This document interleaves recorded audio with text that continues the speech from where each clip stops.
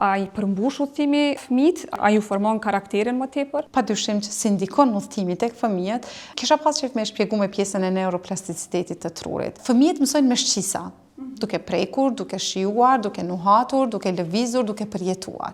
Këtë këto e bëjnë një përjetim, edhe një eksperiencë, sepse aspekti shqisor I fëmijës, përjetuarit e asaj, atij ambienti, e bën fëmijën që t'i mbetet në kujtimet e tij më gjatë dhe të mësojë të përshtatet. Shumë është interesante se studimet tregojnë që fëmijët për shkak të eksperiencave të reja mësojnë të bëjnë zgjidhje të problemeve më të shpejt, sepse fëmijët mësojnë nga të vëzhguarit, nuk mësojnë nga ato që ne I themi atyne, por vëzhgojnë nga ato që shohin ne çfarë bëjmë në ambiente të ndryshme.